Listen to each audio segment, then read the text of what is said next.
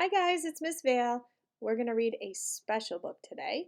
Um, it was a book that my aunt and uncle made for me when I was a kid. It is called My Friendly Giraffe, Your Personal Story by the Magic Computer.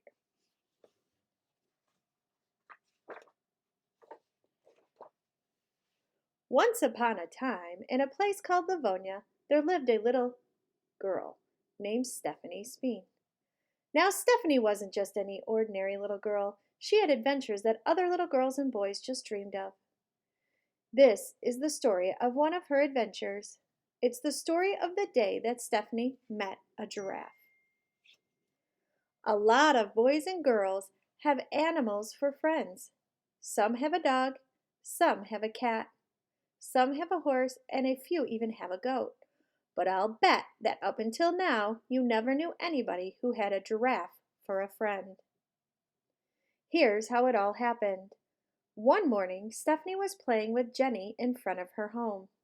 When she looked up, what do you think she saw walking down the middle of Granada? You guessed it, a giraffe. A big yellow spotted giraffe who was walking right towards them, and very quickly. Now, you don't just find a giraffe in front of your home every day, or even once a month. Oh, you might see one every once in a while in a zoo, or at the circus when it comes to town. But it's very rare to meet a giraffe walking right down your street, especially a friendly giraffe. You might ask how you can tell if a giraffe is friendly. It isn't easy, because a giraffe doesn't wag his tail the way a dog does when it's feeling good, or purr as a happy kitten does.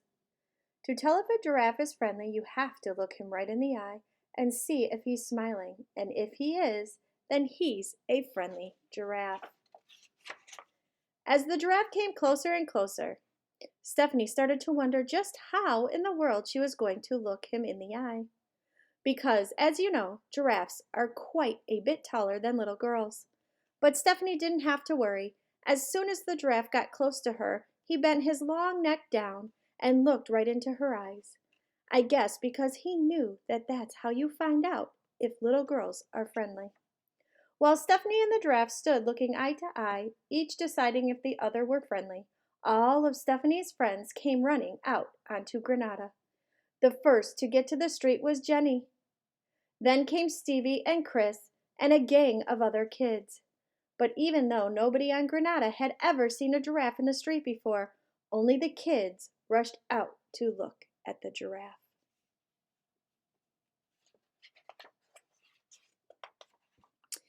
Now, you might think it funny that a giraffe could walk right down the middle of the street without a big person seeing him and saying something. But big people have big things to think about, and sometimes they think so hard that they just don't notice the things around them. That we do. If a butterfly lands right next to you, you'll look at it and look at it. You may even run after it if it flies away, just to watch how pretty it is. But big people will sometimes walk right on by and not even see it. And if they don't see the butterflies, then it's a little easier to understand how they might not see a giraffe either. The kids ran around and around the giraffe, but the giraffe paid attention only to Stephanie.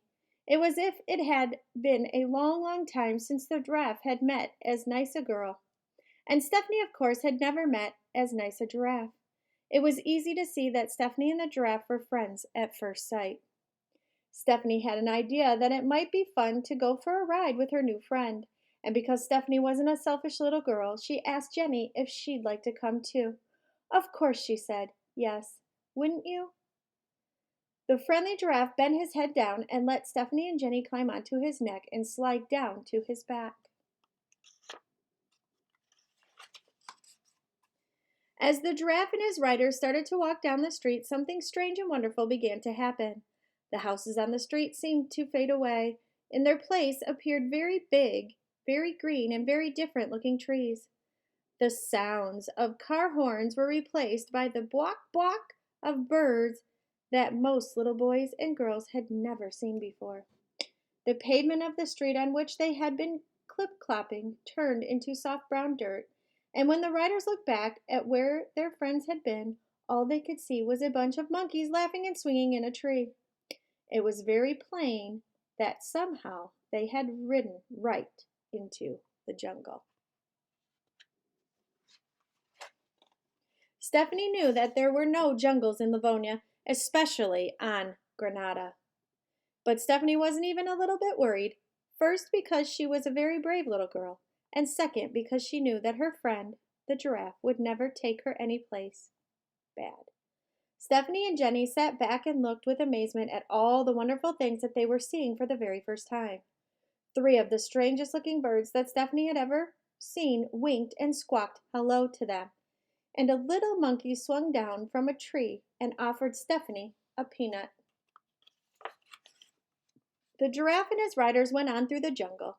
The rays of the sun drifted through the trees and made funny designs on the path ahead. Some of the designs looked like squares and circles. Some even looked like little stars sparkling on the ground.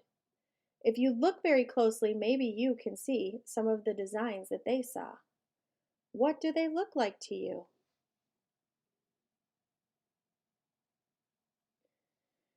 It was obvious from the way that the giraffe was walking that he had been on this path before. He knew exactly where he was going. He trotted on past streams and clearings, nodding to zebras and other friendly animals as he passed them on his way. It was about this time that Stephanie realized that she didn't even know the giraffe's name. It certainly wasn't Bernice, because that's her dog's name. And it couldn't be Kitty, because the giraffe didn't look like a cat. Just what do you call a giraffe? What would you have named it? The giraffe knew what his name was, but he couldn't tell them because giraffes just don't talk to people. Or don't just talk, people talk. They're so quiet that they don't even talk giraffe talk much. And of course, people don't talk giraffe talk at all.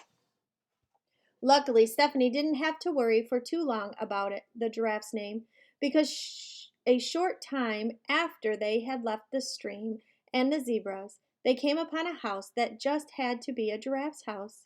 It was a very, very tall house. A house that only a giraffe could really be comfortable in. On the mailbox was a name, the giraffe's name.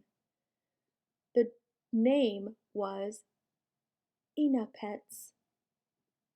Now, you might think that to be a strange name for a giraffe, but we have seen that this was no ordinary giraffe. And just like special people, special giraffes can have special names too. Besides, isn't it funny what the giraffe's name spelled backwards is? Oh, do you guys know what it is? You probably don't. It's right here. That's what it is. Kind of, if you can look at the letters backwards, see if you can figure it out. Here we go. Stephanie, Jenny, and Enipet stopped inside the giraffe's house. It was a very nice house because, of course, giraffes are very neat. Everything was in its place. Do you keep your room as neat as Enipet's? You should, you know. On one wall was a bulletin board with all sorts of things on it. One of the things was a birth certificate that had Enipet's birthday on it. And what do you know? It was the same as Stephanie's. What do you think would be a good birthday present for a giraffe? By now it seemed a long time since the giraffe and his new friends had left the street where they had first met.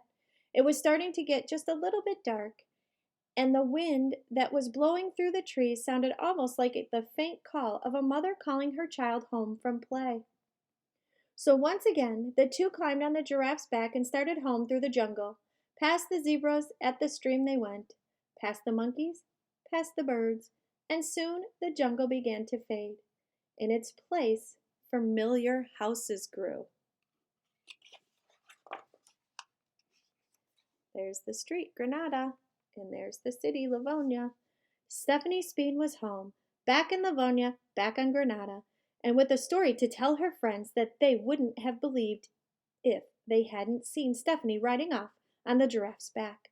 Stephanie would long be a hero to those who had seen her that day. But now it was time for the giraffe to leave for home. Nodding a friendly goodbye to the children, he walked off towards his jungle. But everyone knew that the giraffe would return someday because he had found a friend. And friends always come back. That night, Stephanie dreamed of her wonderful day with Enapets. She dreamed of the happy jungle and of the giraffe's warm, friendly home. And as she dreamed, she knew that Enapets would always be close by looking after her. There would be many other exciting adventures for Stephanie and her friends. And maybe, just maybe, if you're a very good girl, someday we'll tell you about those too. I wonder if any of you guessed it. Enapet spelled backwards is Stephanie. And whose name is Stephanie? Bye, guys.